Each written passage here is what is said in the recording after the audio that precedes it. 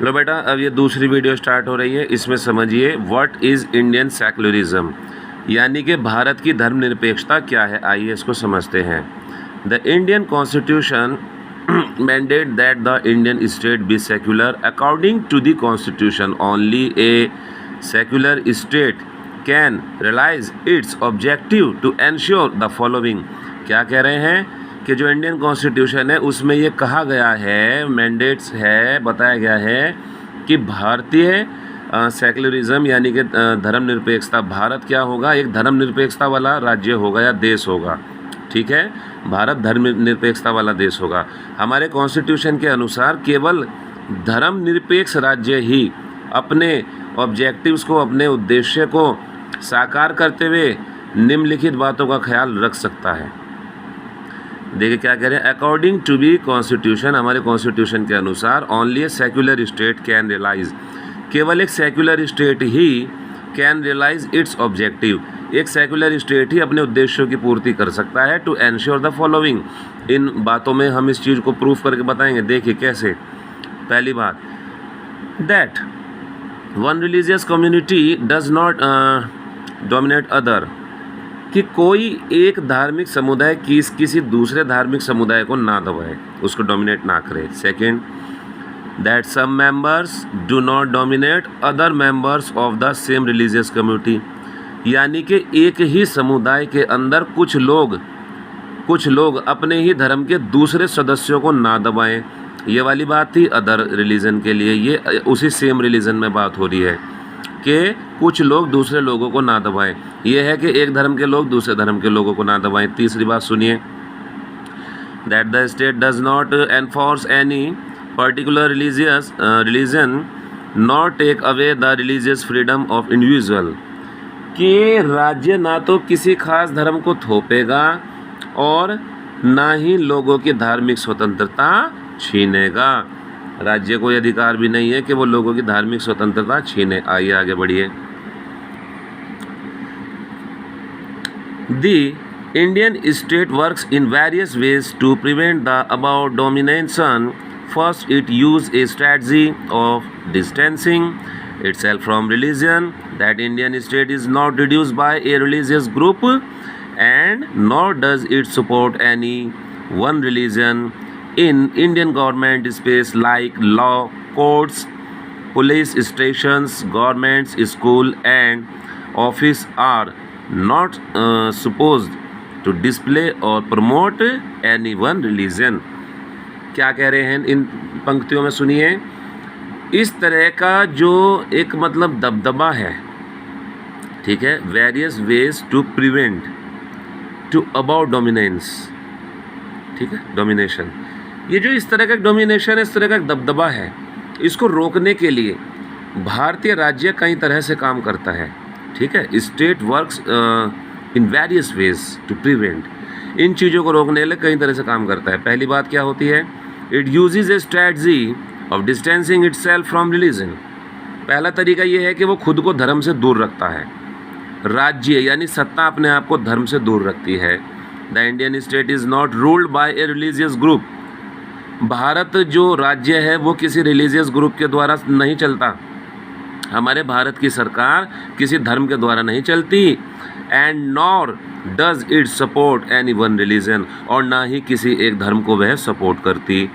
In India government space like law court, ठीक है, हमारे यहाँ क्या है कि भारत राज्य की जो बागडोर है, ना तो किसी धार्मिक समूह के हाथ में, ना राज्य किसी धर्म के हाथ में है। भारत में आगे क्या है कि जो पुलिस स्टेशन हैं, जो वहाँ की कोर्ट है, गवर्नमेंट स्कूल, सरकारी स्कूल हैं, ठीक है, एंड ऑफिस, वहाँ के जो ऑफिस हैं, are not suppose to display to promote any one religion, उन जगहों पर किसी एक खास धर्म को प्रोत्साहन देने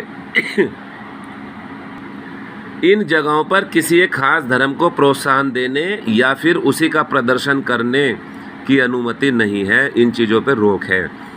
हमारे भारत में ये बताया गया है कि कोई धर्म यहाँ की सरकार नहीं चलाती और ना ही सरकार किसी धर्म को सपोर्ट करती है।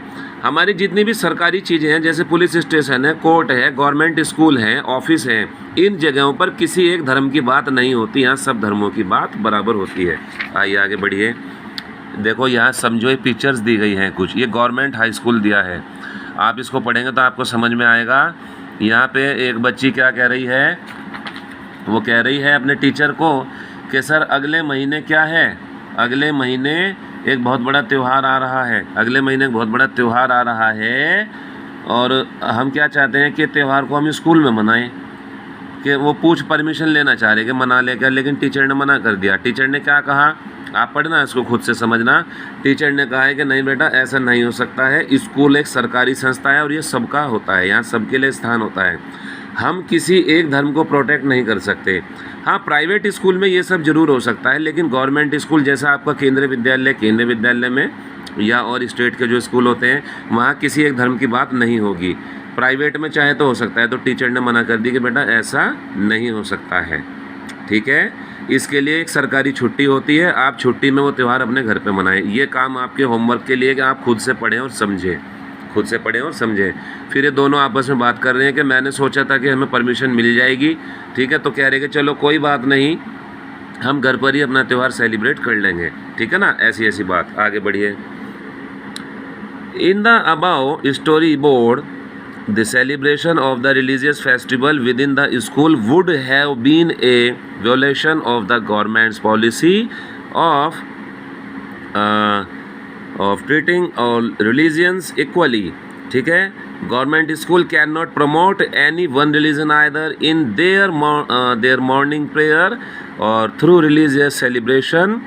This rule does not apply to private school. तो वही कि ये जो ऊपर पिक्चर दिखाई गई है, एक चित्रपट कथा दिखाई गई है, इसमें क्या दिखा है कि स्कूल के भीतर किसी धार्मिक त्यौहार का आयोजन सभी धर्मों के साथ एक जैसा व्यवहार करने की सरकारी नीति के खिलाफ होता है ना। सरकारी स्कूल अपने प्रातःकालीन जो आपकी असेंबली होती है, असेंबली में या धार्मिक योजनाओं के जरिए किसी एक धर्म को बढ़ावा नहीं दे सकता। ये चीज़ें निजी स्कूल पर तो लागू हो सकती हैं। दिस रूल, ये है नियम, निजी स्कूल पर लागू नहीं है। अच्छा, निजी स्कूल पर भी मतलब ये लागू नहीं हो सके, है ना। This rule does not apply to private school, यानी कि ये धर्म वाली बातें वहाँ भी लागू नहीं होती।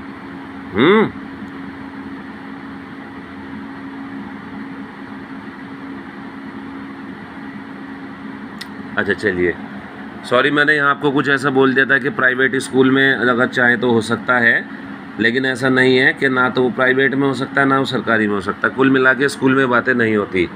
अब देखिए सेकंड समझिएगा। The second way in which Indian secularism works to prevent the about domination is through a strategy of non interference. This means that in order to respect the sentiments of all religions and not interfere with religious practice, the state makes certain exceptions for particular religious communities। क्या कह रहे हैं? ये कह रहे हैं the second वे, दूसरे मतलब तरीके में क्या बताया गया है कि धार्मिक वर्चस्व को रोकने के लिए, Indian secularism works to prevent the about domination its through a strategy of non interference. तो क्या करता है भारतीय धर्मनिरपेक्षता? दूसरा तरीका ये अपनाती है कि वो हस्तक्षेप की नीति अपनाती है, यानी धर्म के मामले में हस्तक्षेप, धर्म के मामले में सरकार घुसती ही नहीं है। इसका मतलब है कि सभी धर्मों की भावनाओं का सम्मान करने और धार्मिक क्रियाकलापों में दखल ना देने के लिए राज्य कुछ खास धार्मिक समुदायों को विशेष छूट दे सकता है।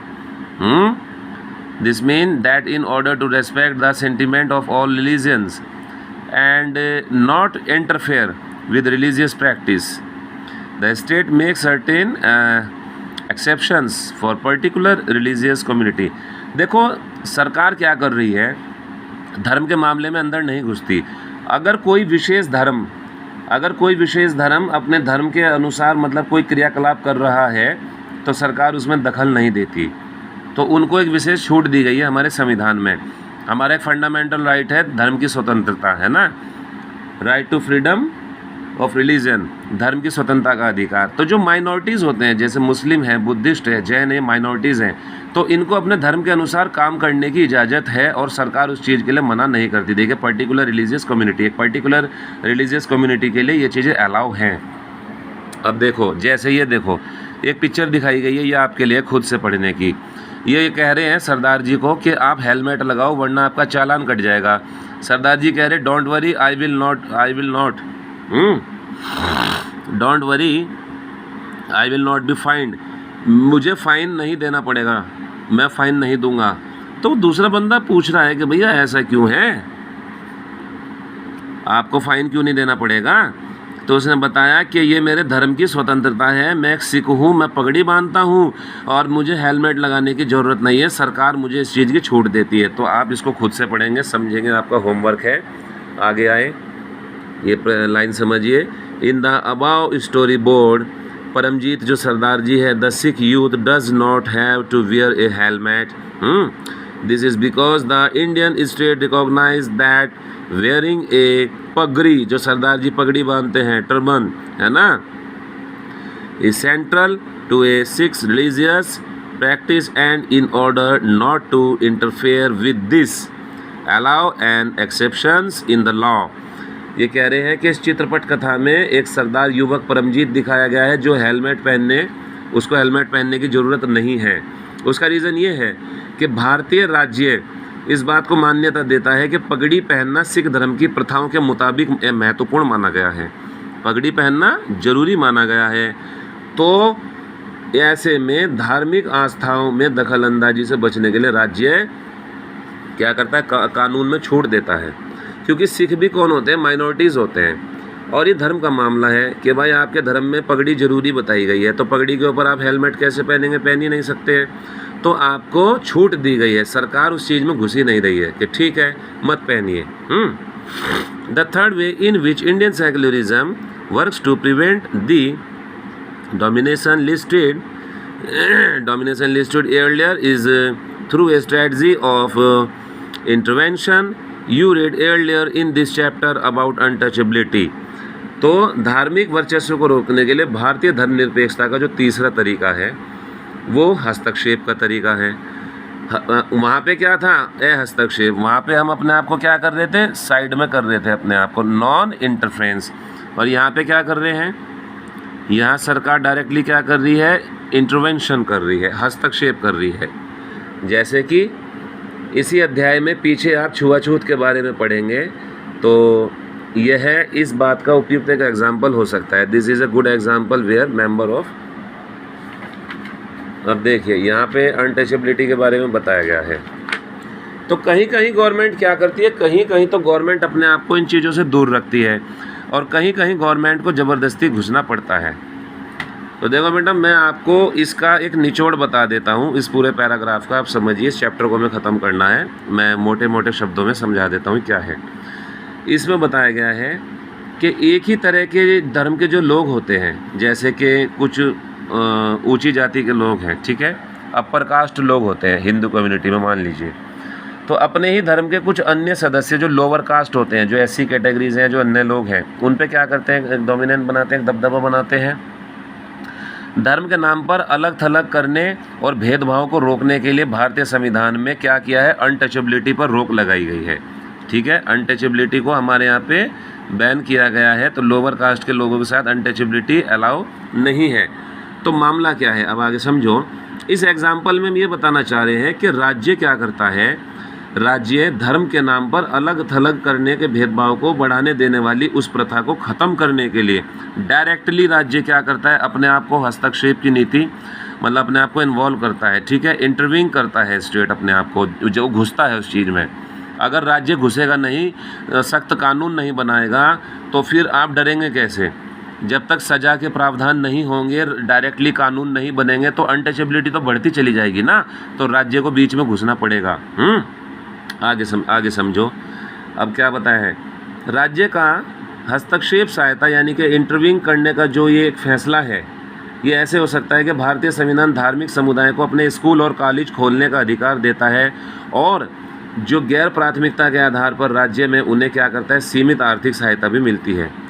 अब सुनो ऊपर क्या बताया गया है। Some of the above objective are similar to those that have been included in the constitution of secular democratic country in other part of the world. ये कह रहे हैं कि दुनिया के बाकी देशों में, अन्य देशों में भी क्या है कि धर्मनिरपेक्ष जो डेमोक्रेटी है, जो सेकुलर डेमोक्रेटिक है, जो देश होते हैं उनके संविधान में दिए गए कुछ ऑब्जेक्टिव्स होते हैं जो मिलते जुलते हैं हमारे यहाँ से। अमेरिका के संविधान में हुए पहले अमेंडमेंट में, अमेंडमेंट कहते हैं संशोधन, पहले संशोधन के जरिए लेजिस्लेचर को ऐसे कानून बनाने से रोक दिया गया जो धार्मिक संस्थाओं का पक्ष लेती हो, है ना, या धार्मिक स्वतंत्रता को रोकती है। तो अमेरिका ने क्या करा, US constitution prohibited the legislature from making law, ऐसे लॉ बनाने से रोक दिया है कि जो किसी धर्म के पक्ष में हो। आप धर्म के संबंध में लॉ नहीं बनाएंगे कि एक धर्म को बढ़ावा नहीं देंगे। तो अमेरिका में भी इस चीज़ से मना की गई है, ठीक है, आप समझिए इस चीज़ को। और वहीं से हमारा संविधान मिलता जुलता है। तो इसका मतलब ये है कि लेजिस्लेचर किसी एक धर्म को क्या करेगी, राज्य के धर्म घोषित नहीं कर सकती। किसी भी एक धर्म को, जैसे वहाँ पे ईसाई है, क्रिश्चियन है, तो वो क्रिश्चियन कम्युनिटी को वहाँ का धर्म घोषित नहीं कर सकती। वो क्या है, सेकुलर कंट्री, वहाँ पे सब धर्मों को स्थान है, ठीक है। तो वहाँ पे राज्य अलग है और धर्म अलग है, सेपरेट सेपरेट है, जैसे इंडिया में सेपरेट सेपरेट है।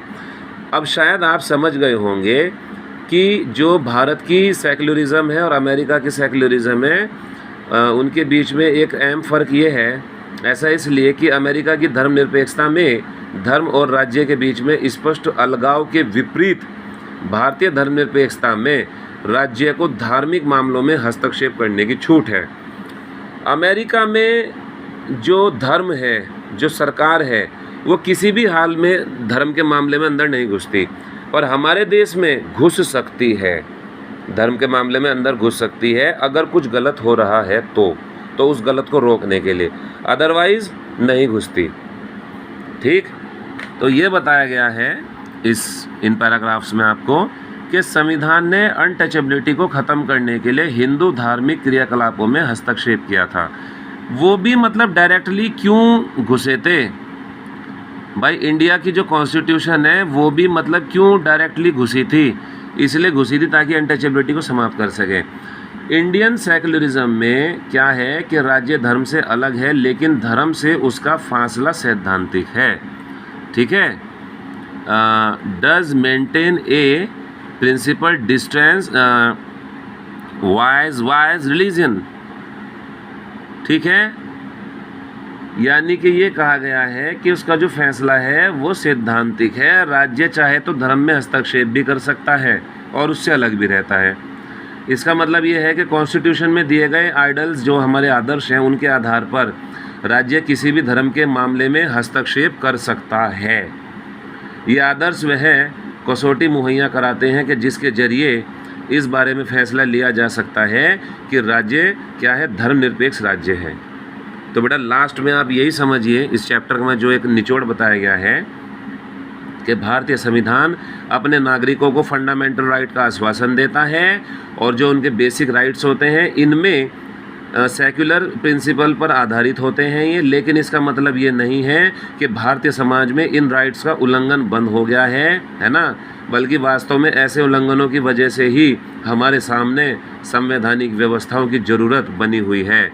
अगर कहीं ना कहीं उल्लंघन होता है तभी तो सरकार को कानून बनाना पड़ता है, तो सरकार को बीच में घुसना पड़ता है ताकि कुछ गलत ना हो, आप किसी के दबाएं नहीं, वियोलेंट ना करें, हिंसा ना करें, तो सरकार को इंटरफेयर करना पड़ता है। इस तरह के अधिकारों के होने का ज्ञान हमें इन अधिकारों के उल्लंघन के प्रति संवेदनशील बनाता है।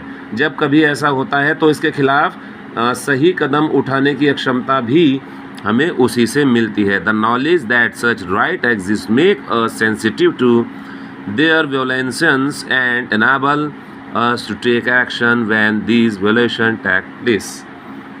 ठीक है, यहाँ पे चैप्टर समाप्त होता है। आपको इसमें कुछ क्वेश्चन अपनी तरफ से अगर पूछने होंगे, एक बार क्लास में मैं डिस्कस भी करूँगा, तो आप मेरे से पूछना, मैं आपको समझाऊँगा। इसके मैं कुछ क्वेश्चन आंसर भेज रहा हूँ, आप उन्हें कॉपी में लिख लीजिए। मंडे में मैं आपकी कॉपी चेक करूँगा और मैं उन क्वेश्चंस के आंसर्स को आपको एक्सप्लेन करूँगा, समझाऊँगा।